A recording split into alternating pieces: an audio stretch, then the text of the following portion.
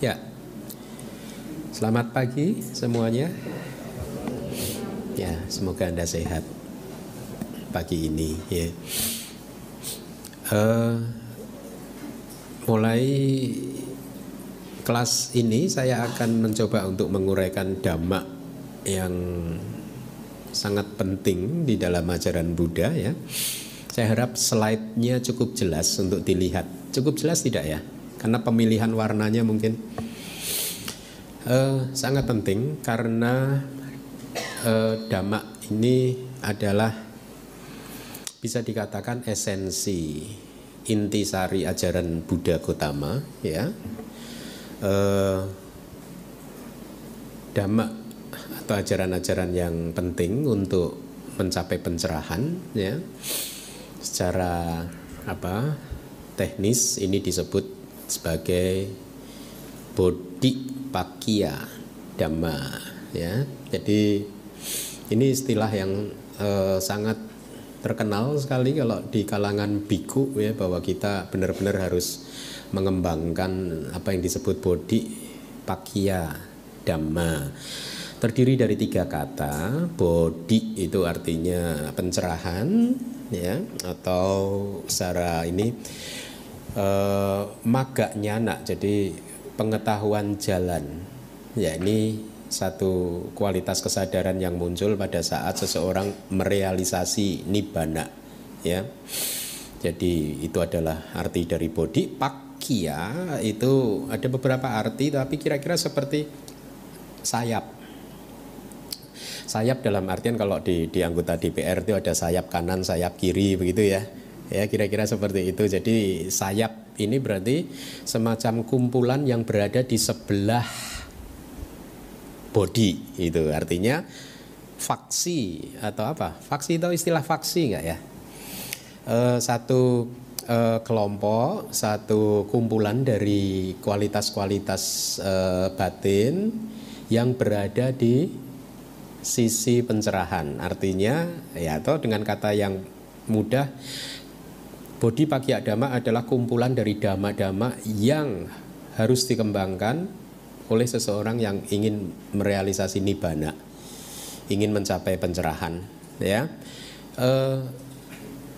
Dhamma di sini, ya, jadi plural itu, ya, bisa berarti segala macam, tapi dalam hal ini berarti kualitas-kualitas batin, ya. Jadi kualitas-kualitas batin, sekumpulan kualitas-kualitas batin yang berada di sisi pencerahan. Kira-kira arti literalnya seperti itu. Jadi ini adalah dhamma yang sangat penting yang akan menuntun kita ke nibbana, ya, yang menuntun kita ke pencerahan, ya. Jumlahnya ada 37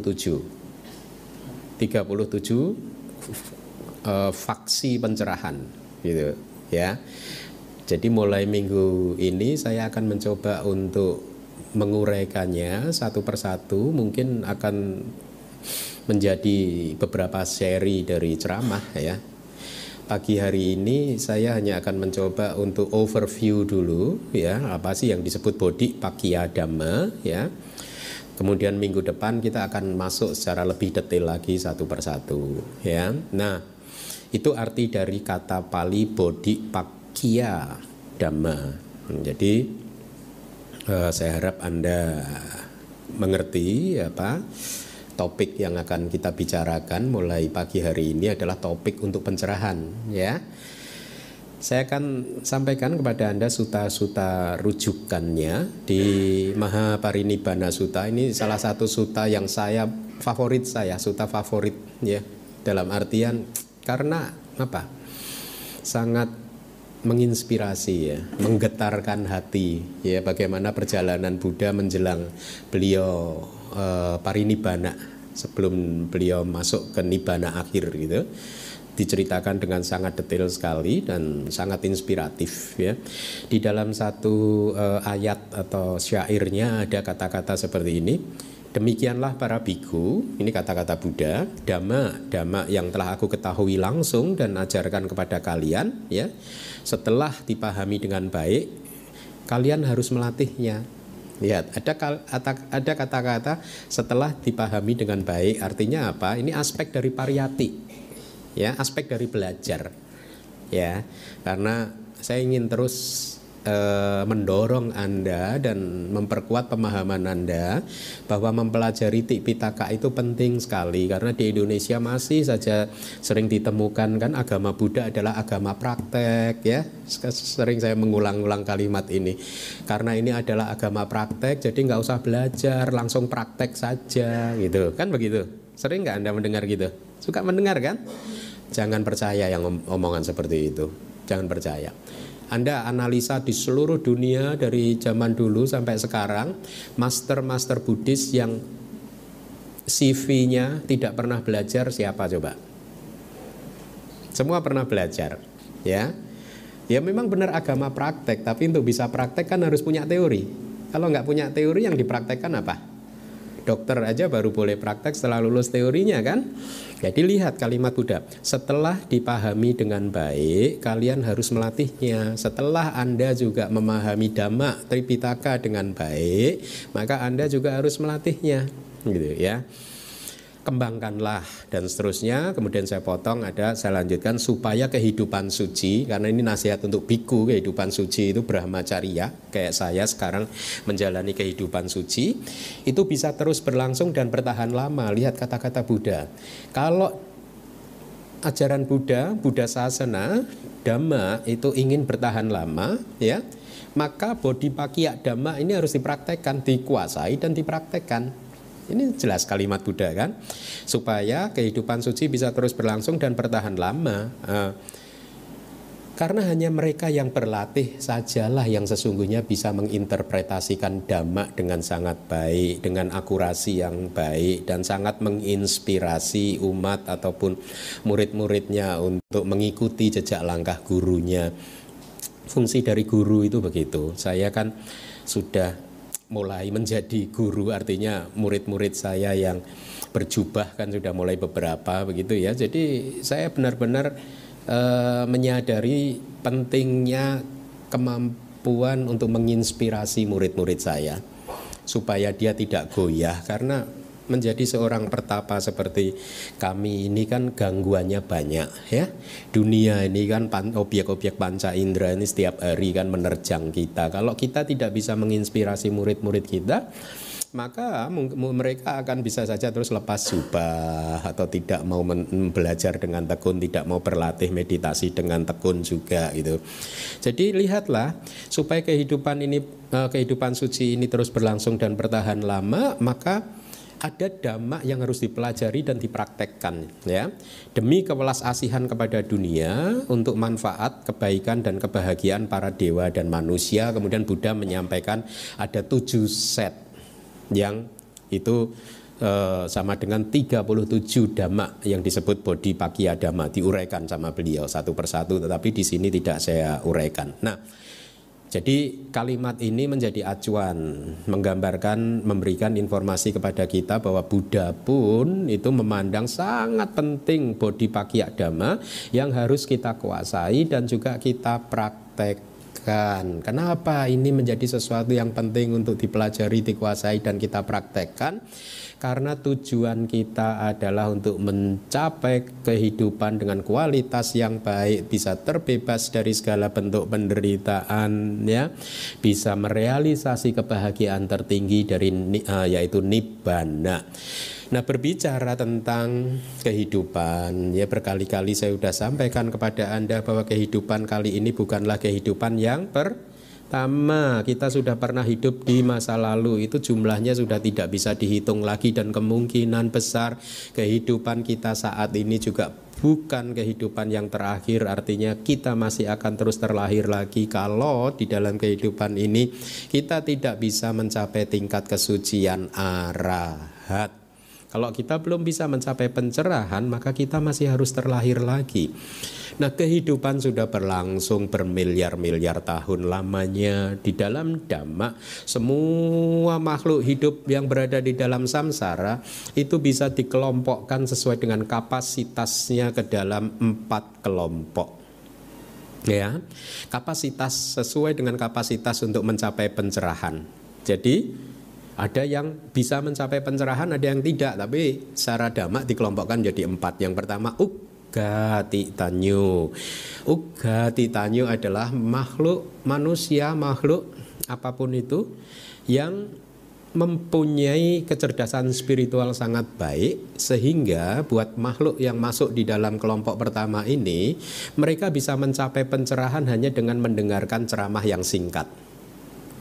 Ya, jangan-jangan Anda ini, maka dengarkan ceramah singkat ini dengan baik, ya.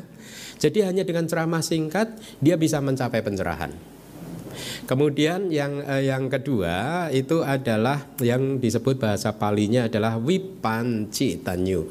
Wipanci Tanyo adalah kelompok makhluk yang harus setelah dia tidak bisa mencapai pencerahan dengan hanya mendengarkan ceramah yang singkat. Dia membutuhkan penjelasan lebih lanjut lagi, penguraian lebih lanjut lagi, baru bisa mencapai pencerahan. Ya, nah ini jangan-jangan juga Anda nih. Hah? Tapi kabar buruknya, dua kualitas ini sudah ke nirwana semua. Mereka adalah yang sudah bertemu Buddha di masa lalu, ya, sudah merealisasi nibbana, sudah mencapai pencerahan semua. Berarti makhluk yang tersisa di dalam samsara ini adalah dua kelompok yang terakhir. Ya, yang ketiga adalah kelompok yang disebut bahasa Palinya Neya. Neya ini adalah makhluk yang harus dituntun, ya, harus belajar teori dengan benar dan juga harus berlatih meditasi dengan keras, dengan tekun, ya. Nah, di dalam kitab tafsir dijelaskan saat ini makhluk yang ada di dalam samsara ini tipe yang nomor 3 dan nomor 4 di kapa ini, ya. Di kalpa ini adalah tipe nomor 3 ini, artinya kalau Anda ingin mencapai pencerahan, Anda harus belajar dulu dengan baik dan juga kemudian berlatih dengan keras. Tidak bisa, kita ini tidak bisa mencapai pencerahan hanya dengan mendengarkan Dhammatalk, kemudian tiba-tiba jadi Sotapanna. Itu stoknya sudah habis. Yang begitu habis sudah, ya. Kita ini stok terakhir ini, ya. Masih mending kalau kita ini adalah golongan yang nomor 3, ya. Yang ada golongan yang keempat, ya, yang disebut Padak Parama. Padak Parama ini dal dalam artian secara spiritual, ya. Meskipun dia sudah mempelajari Dhamma dengan baik, berlatih keras, tetap saja tidak bisa mencapai pencerahan, ya. Maksimal yang bisa dia lakukan adalah memperbaiki perilaku sila, dana sila gitu. Tetapi meditasi pun kalau dia berlatih keras, sekeras apapun, tetap saja dia tidak bisa mencapai pencerahan. Jadi ini adalah tipe-tipe manusia, ya, atau makhluk, bukan hanya manusia yang bisa mencapai pencerahan. Jadi kalau di dalam kitab-kitab komentar juga diberi perumpamaan seperti halnya orang yang sakit gitu, ya. Ada orang yang sakit keras, ya, tapi dia tidak membutuhkan obat, dia akan sembuh sendiri.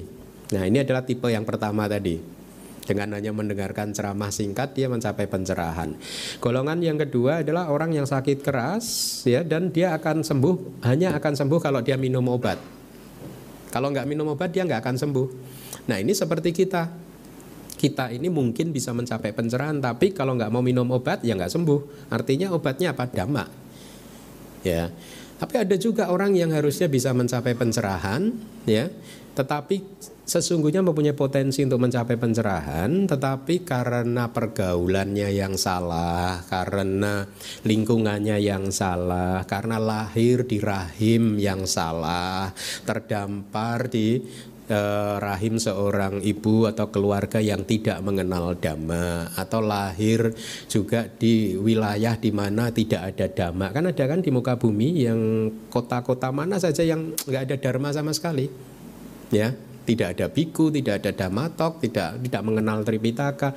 Seperti saya dulu, ya, saya itu sampai umur 27 itu nggak pernah tahu ada yang namanya biku loh.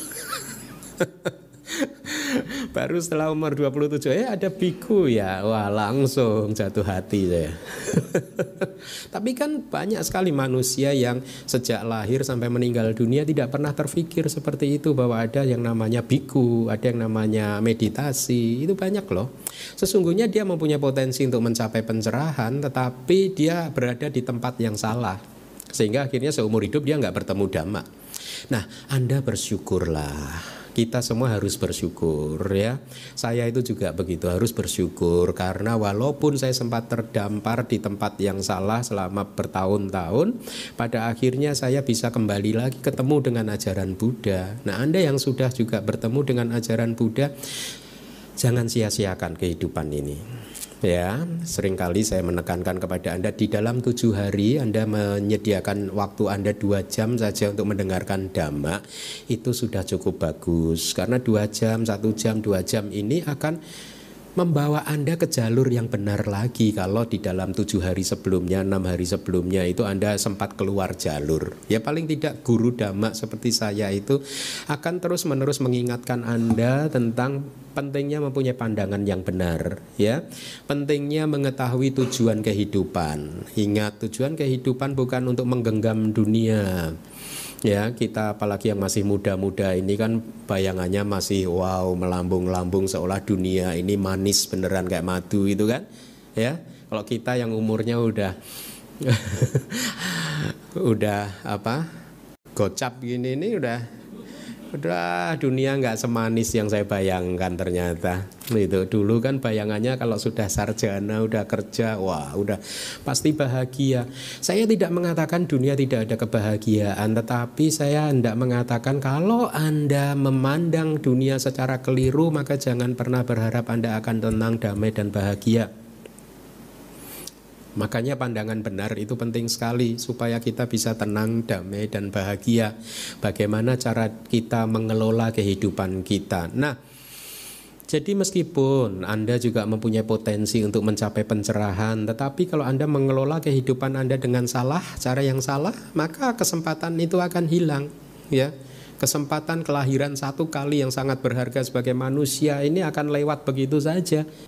Sayang nggak menghabiskan kehidupan hanya seperti itu, mengejar sesuatu yang ternyata belakangan baru kita ketahui bahwa saya salah selama ini, berarti mengejar dunia ini, dan begitu sadar sudah terlambat. Artinya keadaan sudah tidak memungkinkan, tubuh sudah sakit-sakitan, otak sudah semakin lemah untuk memorizing Dhamma, kemudian mau berlatih juga sudah mulai males karena tidak sehat dan lain sebagainya. Gitu. Jadi mumpung kita masih sehat, mumpung guru Dharma masih ada, manfaatkanlah kesempatan ini dengan baik, ya. Nah, orang yang ketiga adalah orang yang sakit keras, meskipun dia diobatin kenal Dhamma, tetap saja dia tidak bisa sembuh, tetap aja sakit. Nah, ini orang yang walaupun dia belajar dan berlatih dengan tekun, dia tetap tidak bisa mencapai pencerahan, ya.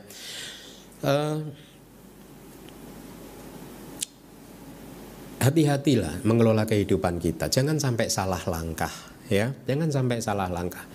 Cerita yang sering saya sampaikan kepada murid-murid saya adalah cerita tentang Raja Ajata I. Anda tahu Raja Ajata I kan? Bayangkan, beliau seorang pangeran loh, ya, pewaris tahta kerajaan. Hanya gara-gara dia berguru pada guru yang salah. Gurunya siapa? Dewadatta tuh Bante atau bukan? Kok bantenya bisa salah? Hati-hati, jangan merasa ini kalau sudah kenal Bante maka bantenya pasti benar. Anda harus ngecek saya. Ini Bante Keminda ini Bante yang benar tidak? Harus dicek dong, ya. Jangan ambil begitu saja, wah mentang-mentang Bante ini Bante Keminda lulusan Myanmar pasti bagus. Enggak bisa begitu. Anda harus benar-benar mengetahui saya, hidup secara dekat, mengetahui perilaku saya, mengetahui latihan saya, mengetahui segala macam dari kehidupan saya, baru Anda merasa yakin, mengetahui menguji konsistensi saya, apakah saya seseorang yang perkataan saya berubah-ubah sepanjang hidup, ya. Anda harus menguji guru-guru Anda, ya. Jangan takut, guru harus diuji, enak aja nggak diuji. Di masa lalu saya menguji guru-guru saya, makanya saya berpindah-pindah terus. Iya, saya uji terus. Saya lihat konsistensinya, saya lihat kebijaksanaannya, saya lihat gaya hidupnya, saya lihat apakah dia benar-benar berlatih dengan tekun atau tidak. Tidak untuk criticizing guru, tidak untuk komplain, tidak untuk menjelek-jelekan guru. Kalau nggak cocok ya sudah pindah. Saya dulu begitu, tapi saya tidak pernah menjelek-jelekan gurunya itu siapa gitu ya. Nah, Ajata satu, lihatlah, itu cerita kehidupan yang sangat tragis, tahu tidak? Kenapa tragis? Walaupun beliau sebenarnya dia adalah seorang pangeran pewaris tunggal tahtanya, bapaknya Raja Bimbisara kan, ya. Kalau dia sabar, dia pasti dapat tahta. Tapi karena dia berguru pada guru yang salah, Bante Dewadatta akhirnya terjebak, terpengaruh oleh nasihat salah dari Bante Dewadatta, akhirnya dia membunuh ayahnya. Lihat. Dan Buddha mengatakan seharusnya Ajata satu ini mempunyai parami yang cukup untuk menjadi seorang sotapanna di kehidupan ini. Waktu dia mendengarkan ceramah Buddha Samanyakpala Sutta itu, dia harusnya bisa jadi sotapanna. Tetapi karena dia sudah terlanjur melakukan karma berat yang buruk, yaitu membunuh ayah kandungnya sendiri, maka karma berat tersebut menutup jalan untuk menjadi seorang sotapanna. Tragis tidak? Ya, ada banyak cerita di kitab suci. Cerita yang lain adalah anak Mahadana. Jadi dia anak saudagar, orang yang paling kaya raya di satu kota, kalau tidak salah di Sawati. Anak orang paling kaya, anak tunggal juga.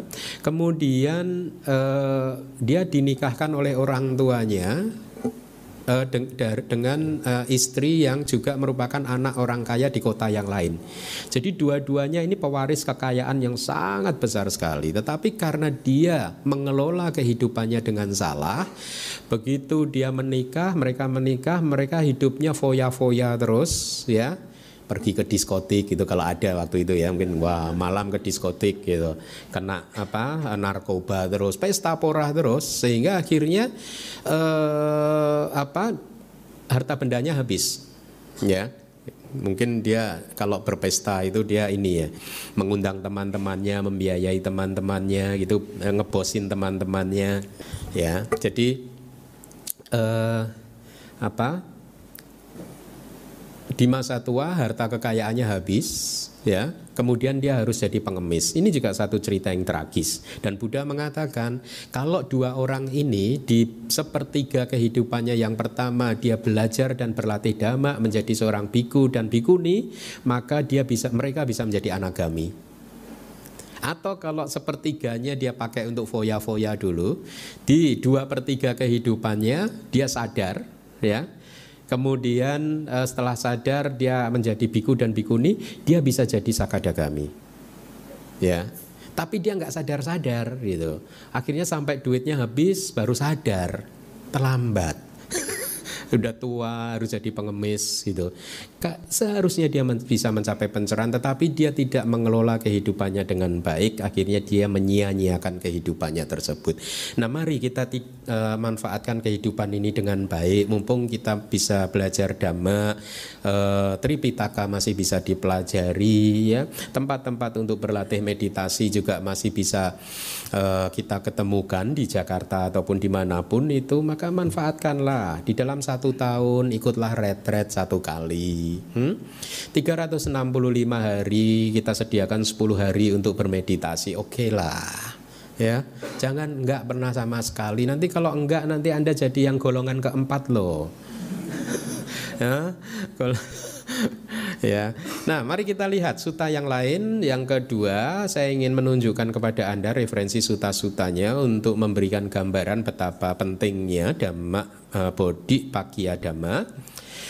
Di Pasa Dika Sutta dari Diga Nikaya, ya, Buddha berkata seperti ini kira-kira, seseorang itu dikatakan telah berkata hal yang benar, ya, apabila dia berkata bahwa kehidupan suci itu telah dibabarkan dengan sempurna oleh Buddha, tidak kurang dan tidak lebih. Nah, ini kalimat Buddha. Dhamma sudah dibabarkan oleh Buddha dengan sempurna, artinya sudah tidak ada yang disembunyikan lagi kok. Gitu. Tidak ada mantra sakti yang disembunyikan oleh guru. Itu kadang itu umat Buddha ada saja. Akhir-akhir ini saya bertemu dengan umat Buddha yang tertarik dengan kesaktian ini itu. Ya, kesaktian itu udahlah, kita belajar dhamma aja untuk menghancurkan kilesa, ya enggak? Huh? Sakti tapi menderita buat apa? Huh? Jadi milikilah pandangan benar, ya, bahwa kita belajar dhamma adalah untuk menghancurkan kilesa kita, gitu.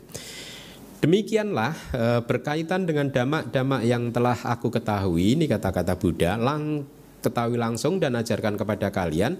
Kalian hendaknya bertemu dan bersama-sama, ini para biku ya, untuk mengucapkan makna demi makna, kata demi kata, dan tidak untuk perdebatan atau perselisihan. Dan inilah tradisi yang saya pelajari di Myanmar, bahwa kita benar-benar mencoba untuk menghafal Tripitaka ya, menghafal poin-poin penting di dalam Tripitaka, dan kita sering berdiskusi di antara sesama biku dengan teman-teman saya tentang istilah-istilah teknis di dalam bahasa Pali, yang ini artinya apa, itu yang dimaksudkan. Jadi kita sering mengucapkan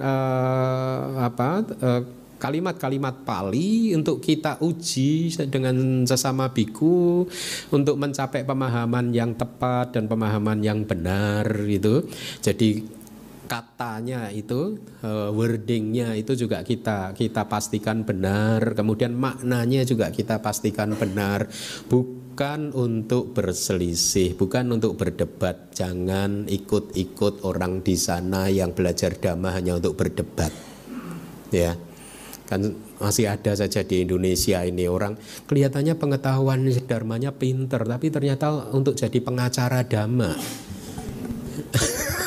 Pengacara itu kan pinter kan kalau berdebat gitu kan. Lihatlah itu di media-media online. Sering kan Anda ketemu orang berdebat.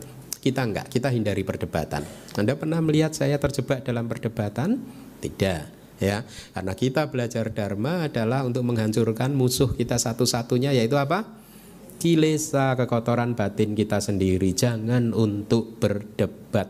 Karena kalau Anda belajar dhamma hanya untuk memuaskan otak Anda, memuaskan intelektualitas Anda, hanya untuk akrobat intelektual, mempertontonkan kepandaian Anda kepada orang lain supaya Anda dipuji dan lain sebagainya, supaya Anda dihargai, maka Anda akan menderita sendiri. Ini yang dikatakan oleh Buddha, seperti seseorang yang menangkap ular tapi yang dia pegang adalah ekornya. Dia salah pegang. Harusnya kan yang dipegang kepalanya. Karena dia yang dipegang ekornya, akhirnya ularnya berbalik mematuk dia. Dan dia pun menderita akhirnya. Seseorang yang hanya belajar dharma untuk berdebat akan berakhir pada penderitaan. Nah, tidak untuk perdebatan atau perselisihan, supaya kehidupan suci ini berlangsung dan bertahan lama demi kewelasasian dan seterusnya, sama seperti suta yang sebelumnya. Nah, berkaitan dengan hal ini, bahwa kita belajar dharma bukan untuk berdebat, bukan untuk mempertontonkan kemampuan kita ya.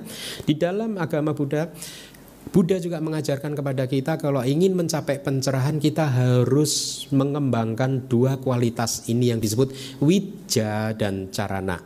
Wija, carana, sampanno, sugato, loka, widu ya. Anda tadi membaca itu enggak? Lupa? Nah, ini dua kualitas yang harus kita kembangkan. Wija, jadi Anda harus mempunyai wija. Apa itu wija? Pengetahuan. Anda harus mempunyai pengetahuan.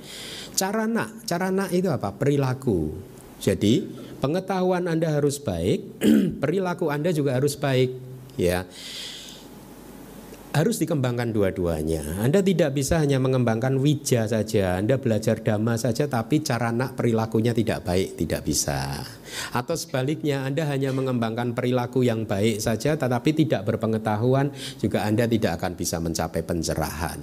Ya, apa sih yang disebut wija, apa yang disebut carana? Wija adalah pengetahuan melalui vipassana yang kemudian membuat Anda mempunyai data yang benar tentang tubuh dan jasmani ya, tentang fenomena batin dan juga fenomena jasmani, nama, rupa, kemudian pengetahuan tentang landasan-landasan, tentang elemen-elemen, tentang 4 kebenaran mulia. Ini pengetahuan yang muncul melalui proses belajar seperti ini, dan kemudian Anda terapkan di dalam retret Anda untuk merealisasi, untuk melihat sendiri apa yang disebut kanda, 5 agregat, apa yang disebut ayatana, landasan dan lain sebagainya, apa yang disebut nama dan rupa, batin dan jasmani dan seterusnya. Nah, itu yang disebut wija. Kalau carana atau perilaku itu di dalam Buddhism adalah sila dan samadhi. Silanya harus baik. Kita sebagai umat Buddha itu harus benar-benar menjadi seseorang, bahasa Indonesia kan ada kan, seseorang yang mempunyai sila yang baik itu seorang yang punya tata susila gitu. Kata Indonesia ada kan susila kan? Ada enggak? Ada ya? Su itu baik, sila itu perilaku. Jadi perilakunya baik. Ya, bersusila. Ya kita juga harus bersusila sebagai manusia yang bersusila, yaitu manusia yang kalau Anda sebagai umat ya yang harus memegang teguh 5 sila Anda. Standar perilaku kita, standar perilaku Anda sebagai umat adalah 5 sila. Ya. Meskipun Anda adalah pengusaha yang sukses, orang kaya raya, tetapi kalau 5 sila Anda itu berantakan, maka Anda dianggap sebagai seseorang yang tidak bersusila, tidak bermoral menurut standar Buddhis. Ya, sila lebih penting daripada apapun itu juga. Ya, yang maksud saya dari segala hal yang bersifat duniawi, ya pertahankanlah sila itu dengan baik karena itu yang sesungguhnya menjadi fondasi kedamaian dan kebahagiaan Anda. Apa jadinya kalau seseorang hanya mempunyai pengetahuan saja tetapi perilakunya tidak baik? Risikonya yang pasti di dalam kehidupan kali ini dia tidak akan pernah mendapatkan ketenangan, kedamaian dan kebahagiaan. Dan lebih jauh lagi perilaku yang tidak baik akan memunculkan penderitaan di kehidupan berikutnya. Mungkin akan membuat dia terlahir di alam-alam yang bawah sehingga akhirnya akan menghalangi bertemu dengan ajaran Buddha, ya. Karena untuk terlahir di alam bawah walaupun bertemu dengan Buddha, kapasitas batin, pikiran, intelektualitasnya tidak cukup kuat untuk bisa memahami dharma. Ya, mereka yang terlahir di neraka, di alam binatang, alam hantu, alam setan, jin, tidak mempunyai cukup intelektualitas untuk memahami dan melatih dhamma. Atau kalaupun seseorang yang silanya tidak baik, perilakunya tidak baik, dia beruntung terlahir sebagai manusia, efeknya apa? Dia akan terlahir di keluarga yang maaf ya, secara ekonomi tidak baik sehingga hidupnya harus penuh dengan perjuangan ya, hanya untuk menopang kehidupan sehari-hari dia harus membanting tulang, memeras keringat ya. Harus bekerja keras ya, terlahir di wilayah negara yang miskin ya, kehidupannya banyak kesulitannya, banyak perjuangannya, belum lagi kalau hanya untuk mendapatkan sesuap nasi dia harus bertengkar dengan lingkungannya ya, sering berada di dalam konflik. Itu kehidupan yang tidak baik. Hidup bebas dari konflik ini adalah kehidupan yang baik ya. Jadi meskipun dia terlahir sebagai manusia, dia terlahir dengan kondisi-kondisi yang tidak baik ya, sehingga akhirnya membuat dia kesulitan untuk belajar dan berlatih dhamma. Meskipun tempat tinggalnya hanya di belakang DBS tapi nggak pernah datang, katakanlah seperti itu. Padahal udah deket sama Bante Keminda kok nggak pernah datang. Nah, jadi di samping mempunyai pengetahuan yang baik, kita pun juga harus mempunyai perilaku yang baik supaya hal tersebut bisa menjadi penopang untuk mencapai pencerahan. Nah, jadi sila harus dilatih. Mengendalikan panca indera juga harus dilatih. Ya, kalau Anda lihat reaksi batin Anda terhadap apa yang Anda lihat itu negatif atau positif. Kalau Anda mendengar suara, lihatlah reaksi batin Anda pada saat mendengar tersebut positif atau negatif.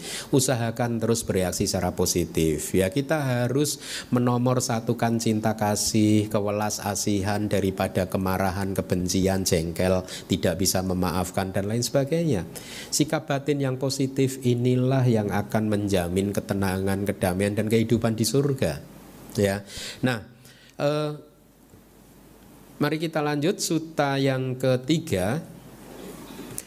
Kekhawatiran yang Arya Ananda akan potensi terjadinya perselisihan di antara biku setelah meninggalnya Buddha disampaikan kepada Buddha, disampaikan kepada Buddha. Beliau khawatir, kemudian Buddha menjawab dengan pertanyaan balik, apakah kamu sudah melihat potensi perpecahan itu, perselisihan itu? Ya, apakah ada perbedaan opini berkaitan dengan 4 Satipatthana dan seterusnya yang merupakan kelompok Bodhipagya Dhamma? Kemudian Ananda menjelaskan bahwa yang dimaksud belum ada, tetapi yang beliau maksud adalah kalau Buddha parinibbana sudah tidak ada Buddha lagi, maka akan ada potensi munculnya perselisihan tentang kepantasan gaya hidup dan tentang praktek disiplin monastik, tentang winaya. Ya, nanti biku ini tidak mempraktekkan winaya ini dengan baik dan lain sebagainya, orang akan biku-biku akan bertengkar gara-gara praktek kehidupan monastik gitu. Tetapi jawaban Buddha bagus sekali. Perselisihan tentang hal tersebut itu hanyalah hal yang sepele. Ya, mempermasalahkan tentang aturan-aturan ini yang benar, aturan itu tidak benar, itu menurut Buddha hal yang sepele, ya. Perselisihan tentang jalan dan latihanlah yang harusnya dikhawatirkan, karena hal ini akan merugikan orang banyak, dan ini sudah terjadi.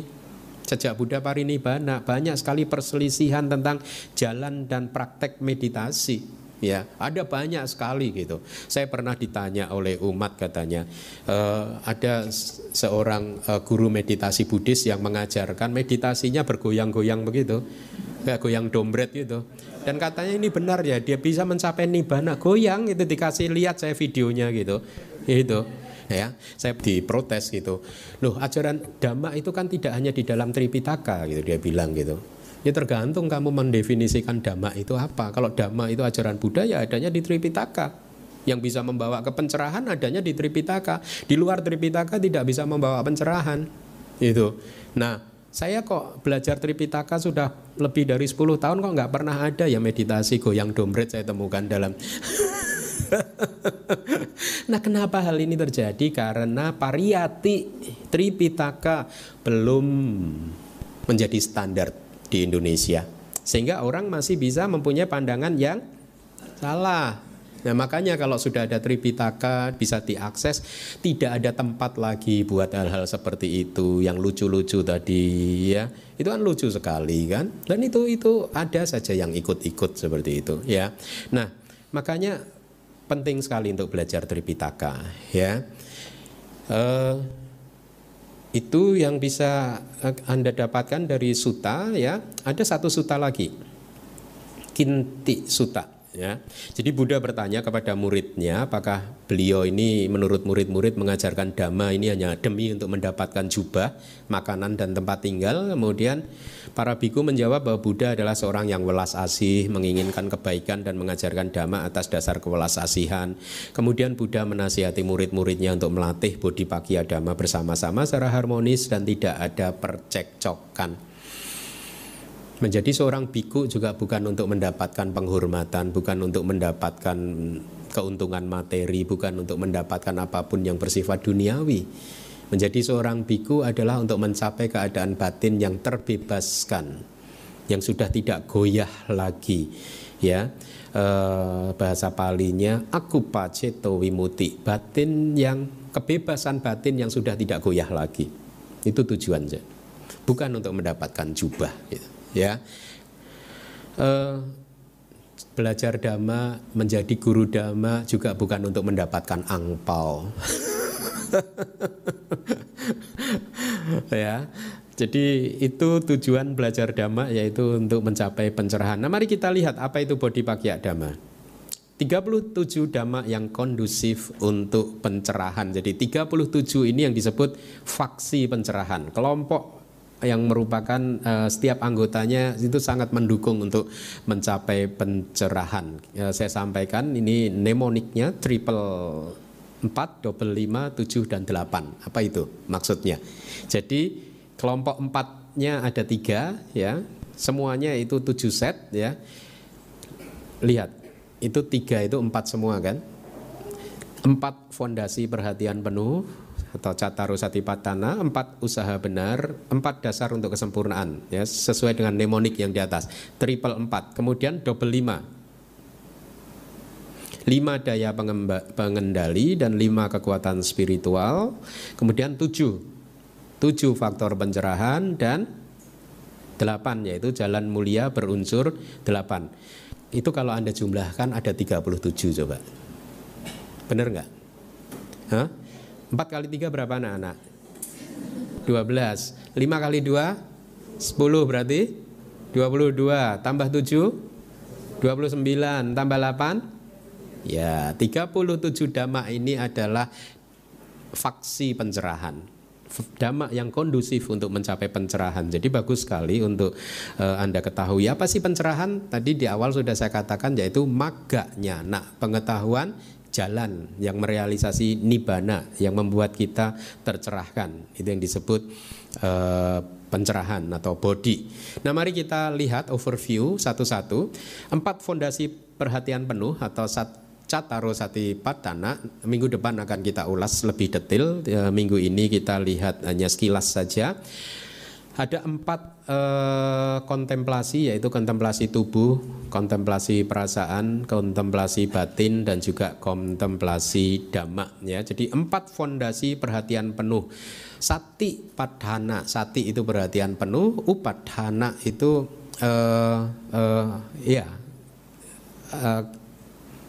fondasi. Ya benar kata fondasi. Jadi melatih sati supaya kuat. Jadi sati ini sekuat fondasi gitu. Artinya apa? Sati atau perhatian penuh itu bisa Anda pakai di dalam meditasi Anda selama 1 jam, 2 jam, 3 jam, 4 jam secara terus-menerus.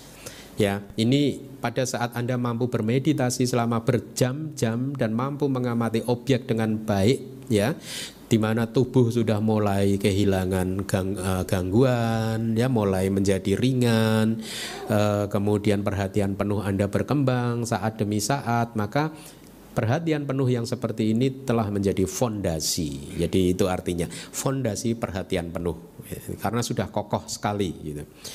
Sati atau perhatian penuh perlu dilatih supaya hidup kita ini tidak seperti apa? Kalau pilot itu katanya ada autopilotnya ya. Ya, pesawat terbang dijalankan dengan program mesin gitu. Kemudian pilotnya membaca koran, membaca apa misalkan seperti itu ya. Kita sering begitu nggak?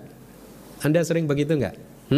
Batin Anda biarkan bekerja sendiri, tapi Anda mengembara di mana-mana gitu. Ya, seolah-olah makan tapi pikirannya kemana-mana. Ya? Seolah-olah mengerjakan sesuatu tapi pikirannya nggak fokus. Itu program autopilot itu. Anda itu sering autopilot nggak? Jadi akhirnya malah kehidupan menjadi tidak terarah ya. Batin menjadi tidak tenang dan tidak damai gitu. Nah, sati perhatian penuh itu fungsinya adalah untuk mengingatkan kita. Mengingatkan hal yang baik yang harus dikerjakan dan mengingatkan hal yang tidak harus dikerjakan. Itu sati. Jadi kalau Anda mengembangkan perhatian penuh, maka secara otomatis kualitas batin Anda baik. Ya. Kalau Anda sedang muncul emosi-emosi yang negatif, maka pada saat itu perhatian penuh sedang tidak ada. Karena pada saat perhatian penuh itu muncul, kualitas batin Anda sangat indah, sangat bagus. Tidak ada loba, tidak ada dosa, tidak ada moha. Kenapa? Karena fungsi dari sati adalah mengingatkan batin untuk melakukan hal yang baik. Dan batin pun otomatis akan berada dalam sisi yang positif gitu.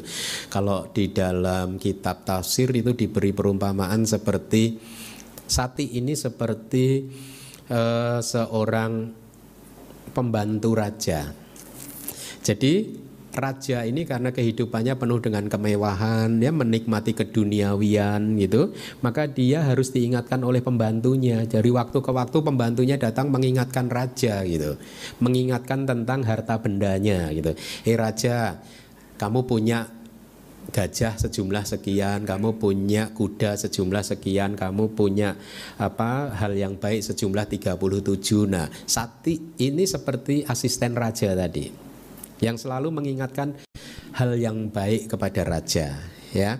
Sementara raja itu ibaratnya adalah seperti batin kita yang sedang kehilangan perhatian, tidak mindful, ya, sedang diserang oleh loba, dosa, moha, sedang dihinggapi oleh emosi-emosi yang negatif.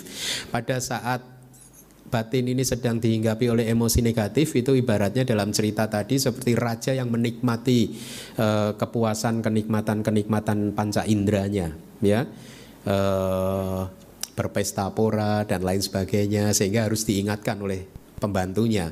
Pada saat batin Anda sedang berpesta pora dengan keserakahan, kemarahan, kebencian, maka sati harus dimunculkan untuk mengingatkan, hei, jangan di sana gitu. Ada hal-hal baik yang harus dilakukan dan ada hal-hal yang tidak baik yang tidak boleh dilakukan. Jadi dengan ingat seperti itu, secara otomatis batin akan berada dalam keadaan yang positif. Nah, itu perhatian penuh, ya. Atau sering dengan memakai kata yang sangat populer yaitu present moment awareness. Jadi Anda aware terhadap apa yang terjadi di saat ini, di momen ini, di detik ini ya. Nah, minggu depan kita akan coba bahas lebih detail lagi. Yang kedua adalah 4 usaha yang benar ya. Kalau di dalam Jalan Mulia berunsur 8 ini sama dengan apa? Wayama, usaha yang benar ya. Di sini kita memakai kata yang berbeda, sama padana ya, usaha yang benar. Kalau yang sudah belajar Abhidhamma ini seperti cetasika wirya. Apa itu usaha yang benar? Ada 4, lihat. Berusaha untuk meninggalkan dhamma tidak baik yang telah muncul. Apa itu dhamma tidak baik yang telah muncul? Berusaha meninggalkan karma-karma baik kita yang sudah kita lakukan di masa lalu. Kita di masa lalu kan sudah banyak sekali melakukan karma tidak baik kan, ya. Kita harus berusaha supaya karma tidak baik tersebut tidak muncul, artinya buahnya tidak muncul. Caranya bagaimana? Dengan banyak hal, misalkan mencapai kesuksesan tempat kelahiran, kesuksesan waktu, kesuksesan penampilan, kesuksesan cara yang sudah saya jelaskan di dalam pelajaran tentang hukum karma. Dan yang dalam pengertian yang puncak, mencegah buah karma buruk untuk tidak muncul adalah dengan bermeditasi, dengan menghancurkan sakkaya didik, pandangan salah tentang ego, tentang keakuan, tentang identitas diri ya. Karena dengan hancurnya sakkaya didik, maka Anda seseorang akan menjadi seorang sotapanna. Dengan menjadi seorang sotapanna, maka karma buruk masa lalu yang mempunyai kekuatan untuk membuat Anda terlahir di 4 alam yang bawah hancur. Dengan demikian karma buruk yang sudah dilakukan di masa lalu yang berpotensi untuk memunculkan kelahiran di 4 alam yang bawah akan hancur ya. Usaha yang kedua adalah usaha untuk tidak memunculkan dhamma tidak baik yang belum muncul ya. Ini kita harus melatih pengendalian diri untuk tetap bersikap positif di dalam kehidupan ini, tidak memunculkan loba, dosa, moha dan emosi-emosi negatif yang lain. Bermeditasi untuk menghancurkan sakkaya didik, karena pada saat kita menjadi seorang sotapanna, maka karma-karma buruk yang akan bisa memunculkan kelahiran di 4 alam yang rendah di masa depan tidak akan pernah bisa muncul lagi. Ya, itu yang dimaksud. Kemudian usaha untuk memunculkan dhamma baik yang belum muncul, ya. Terus berlatih dana, sila, bawana, terus dikembangkan kualitas-kualitas tersebut sehingga akhirnya Anda bisa menjadi second nature Anda menjadi seorang yang dikenal oleh orang lain sebagai seorang yang murah hati, seseorang yang berperilaku yang baik karena sila-silanya baik, seseorang yang meditasinya juga baik. Kemudian ya syukur-syukur Anda juga bisa mencapai pencerahan, jadi seorang arahat ya. Maka pada saat itu segala dhamma baik yang belum muncul akan menjadi muncul. Pada saat Anda mencapai magga, maka dhamma baik yang belum muncul akhirnya menjadi muncul. Yang keempat adalah usaha untuk terus-menerus mengembangkan dhamma baik yang telah muncul. Hal-hal yang baik, kualitas-kualitas hati baik yang telah muncul Anda terus kembangkan, ya, dengan melatih dana, sila, bawana, ya. Terus melatih kemurahan hati Anda, teruslah melatih sila, moralitas Anda, teruslah bermeditasi untuk supaya batin ini senantiasa berada dalam keadaan yang positif. Jadi usaha yang benar ini adalah usaha yang tekun, keras gitu. Kalau Buddha dulu kan tekadnya apa? Bodhisattva pada saat mau mencapai penerangan sempurna. Biarlah tinggal kulit, urat, kemudian tulang saja yang tersisa, daging dan darahnya mengering gitu ya. Saya tidak akan bangkit. Nah, sebelum mencapai, nanti Anda kalau pas Pak Baja juga begitu, Anda harus bertekad gitu. Saya tidak akan bangkit dari tempat duduk ini sebelum mencapai sotapanna. Ya, kalau Buddha kan menjadi Buddha, Anda jadi sotapanna aja gitu. Nanti baru 5 menit udah belum ya gitu. kok belum ya, lama sekali ya. Udah nanti aja deh, jangan hari ini. Ya, baik. Mari kita lanjutkan. Yang ketiga adalah 4 dasar untuk mencapai kesempurnaan. Ya, jadi ini adalah kesempurnaan spiritual yang harus kita kuasai supaya kita benar-benar menjadi master di dalam ajaran Buddha. Ada 4, yaitu hasrat, canda, hasrat yang kuat untuk belajar pariyati Tripitaka, hasrat yang kuat untuk bermeditasi. Kalau di dalam kitab itu ada Raja Dhammasonda.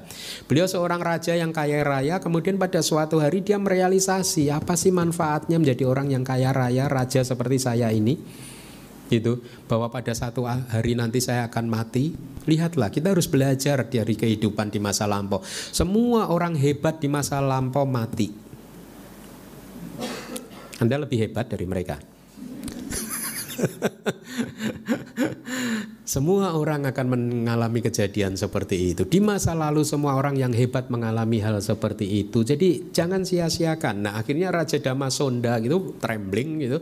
Wah, percuma juga ya jadi raja kaya raya kalau satu hari harus mati juga. Akhirnya apa? Dia lepaskan semuanya, tahtanya, kemudian dia belajar dan berlatih dhamma dengan tekun. Ya. Nah, itu yang disebut apa? Hasrat, mempunyai satu keinginan yang sangat kuat gitu. Ya. Anda juga harus mulai mengembangkan, minimal sekarang dilatih setiap hari Minggu datang ke DBS, ya 2 jam dari jam 9 sampai jam 2,5 jam ya, sampai jam 11.30. Yang kedua adalah usaha. Usaha pun juga tadi 4 usaha yang benar, tidak putus asa ya, walaupun bertemu dengan banyak kesulitan, belajar abhidhamma susah, jangan putus asa, terus belajar ya. Ini yang disebut dasar untuk mencapai kesempurnaan. Yang ketiga adalah cita atau kesadaran yang membuat kita tetap fokus pada tujuan kita. Tujuan hidup bukan untuk memupuk kekayaan duniawi, bukan untuk mengejar keduniawian, tetapi melepaskan diri dari segala hal yang bersifat bisa mengendalikan kebahagiaan kita, bisa mengendalikan kehidupan kita. Ya, bukan berarti kita tidak boleh mengejar duniawi, kita harus menjadi orang yang miskin, tidak jadilah orang yang kaya. Jangan salah kalau kita bicara tentang melepaskan keduniawian berarti saya meminta Anda untuk menjadi orang miskin, tidak. Melepas keduniawian adalah harus menjadi orang kaya tetapi tidak melekatinya. Anda bisa memanfaatkan kekayaan Anda secara bijaksana. Ingat kata-kata Buddha, dali diang pikawe dukang loka semingkama bogino, wahai para biku, kemiskinan adalah penderitaan untuk orang-orang yang masih hidup menikmati kepuasan kenikmatan indriawi seperti yang Anda pilih saat ini sebagai umat rumah tangga. Kemiskinan adalah penderitaan. Kalau Anda miskin, bikunya juga menderita. Menderita, nggak ada yang dana makanan. Kalau Anda nggak dana makanan, bikunya makan apalah. Yang keempat adalah investigasi kebijaksanaan ya, yaitu senantiasa menginvestigasi apakah kita hidup ini sudah berada dalam jalur yang benar atau tidak ya. Senantiasa menginvestigasi apakah pemahaman kita tentang anicca, dukkha, anatta, tentang penderitaan di dalam samsara sudah cukup kokoh atau belum ya. Senantiasa menginvestigasi apakah kita sudah mendapatkan manfaat dari belajar dan berlatih kita, meditasi kita, harus terus diinvestigasi. Anda sudah kenal Bante Kiminda selama 4 tahun, 5 tahun, harus Anda investigasi. Selama 4 tahun, 5 tahun Anda kenal saya, maksud saya kenal Dhamma, ajaran Buddha, apakah kualitas kehidupan Anda sudah membaik? Anda harus terus menginvestigasi. Kalau Anda belajar Dhamma, kualitas emosi Anda belum membaik juga, berarti ada yang salah. Yang salah siapa? Bukan Dhammanya, yang salah adalah perilaku kita, perilaku Anda sendiri. Ya, karena efek dari belajar Dhamma adalah membuat kita makin mampu menikmati kehidupan ini dengan penuh ketenangan, keteduhan, kedamaian, cinta kasih, kewelas asian, sabar dan lain sebagainya. Itulah surga di dalam dunia ini. Jadi Anda harus terus menginvestigasi. Kalau emosi-emosi Anda makin meningkat ya, makin sering muncul, maka Anda berada di jalur yang salah di dalam belajar dan berlatih Dhamma. Ya. Nah, yang berikutnya 5 daya pengendali pancindriya, panca indriya. Indriya itu sebenarnya kayak raja. Raja ini kan mengendalikan segala sesuatu. Nah, 5 hal ini mengendalikan fenomena mental sehingga akhirnya pencerahan pun bisa dicapai, yaitu sadda yang menjadi raja. Jadi raja yang disebut keyakinan harus mengendalikan fenomena mental, mengendalikan batin kita. Sadda kita harus kuat sehingga bisa menjadi seperti raja yang mengatur semuanya, yang sudah tidak goyah lagi. Ya, sadda terhadap apa? Sadda terhadap Buddha, Dhamma, Sangha, dan latihan kita. Wirya pun juga harus menjadi raja. Energi harus maksimal. Sati harus menjadi raja. Sati harus dikembangkan secara maksimal. Samadhi pun juga demikian. Panya juga demikian. Jadi satindriya, wiryendriya, satindriya, samadindriya, panyindriya. Ya. Kemudian yang berikutnya 5 kekuatan spiritual, ada sama dengan yang tadi, hanya sekarang menjadi kekuatan spiritual. Kalau tadi sadda indriya, sekarang sadda bala, kekuatan keyakinan, wirya bala, kekuatan energi, sati bala, samadhi bala, panya bala. Ada 5.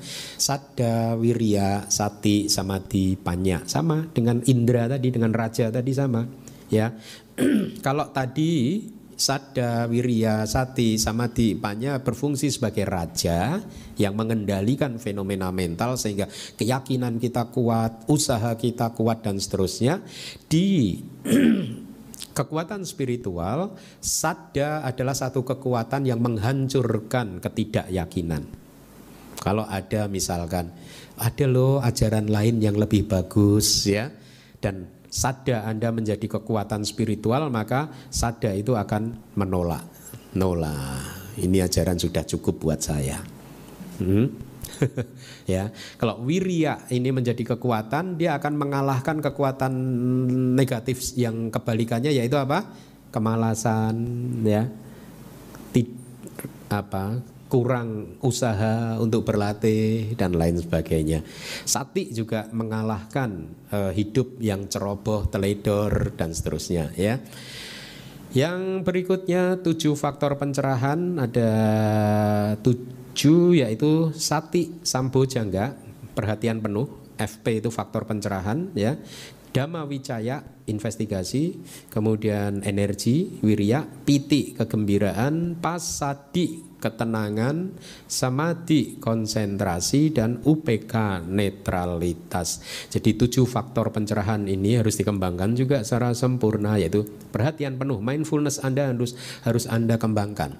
Dhamma wicaya, kebijaksanaan untuk menginvestigasi nama dan rupa supaya persepsi Anda tentang anicca, dukkha, dan anatta menjadi kokoh juga harus terus dikembangkan.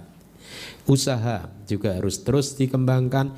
Piti juga harus dikembangkan. Nah, piti ini faktor jana, dan itu bisa dikembangkan lewat meditasi. Pada saat di dalam meditasi Anda mengalami kegembiraan yang meluap-luap, Anda harus juga mengembangkan itu, membuatnya makin maksimal. Tapi di dalam faktor mental, untuk mengembangkan faktor-faktor ini secara maksimal bukan untuk membuatnya semakin meluap-luap, tetapi membuatnya menjadi semakin lembut. Berbeda. Kalau kita ingin mengembangkan tubuh jasmani kita, maka yang harus kita kembangkan apa? Supaya makin besar ototnya kan, makin kuat kan. Kalau faktor-faktor pencerahan ini ingin dikembangkan bukan untuk menjadi makin kuat, tetapi menjadi makin lembut. Kebalikannya, ya. Kalau Anda ingin mengembangkan tubuh Anda kan six pack gitu, ya, sit up berapa kali gitu. Nah, kalau batin tidak dengan usaha seperti fisik seperti itu, tetapi membuatnya menjadi selembut mungkin. Jadi piti pun dibuat selembut mungkin. Pasadi juga dibuat selembut mungkin. Yang terakhir adalah jalan mulia berunsur 8. Ini Anda sudah paham, yaitu pandangan benar, pikiran benar, yang merupakan 2 ini merupakan panya kanda atau agregat kebijaksanaan. Kemudian ucapan benar, perbuatan benar, dan penghidupan benar. 3 ini merupakan sila kanda atau agregat moral, litas. Dua yang terakhir, usaha benar dan perhatian benar merupakan agregat samadhi atau konsentrasi. Nah, kalau Anda jumlahkan semuanya ada 37 dhamma ini yang disebut bodhipakkhya dhamma. Meskipun jumlahnya 37, tetapi sesungguhnya ke-37 dhamma tadi muncul bersamaan di satu momen kesadaran pada saat seseorang mencapai magga nyana, magga cita, pala cita. Tadi pada waktu mengambil sila kan Anda membaca itu kan, semoga saya mencapai magga, jalan, pala, buah, dan dhamma mulia yaitu nibbana. 37 dhamma bodhipakkhya dhamma muncul pada satu saat yang bersamaan di dalam magga cita, buah, jalan, pala cita, buah. Ya. Satu detik dia muncul dan kehidupan pun berubah. Persepsi Anda tentang kehidupan berubah. Ketenangan, kedamaian Anda mulai lebih stabil. Pandangan Anda mulai lurus ke depan, sudah tidak goyang lagi, ya. Dan sejak hari itu kualitas kehidupan Anda akan terus meningkat, sehingga akhirnya maksimal 7 kali kelahiran Anda akan keluar dari samsara untuk mencapai kebahagiaan tertinggi yaitu nibbana. Jadi demikianlah pelajaran pada pagi hari ini, semoga bermanfaat.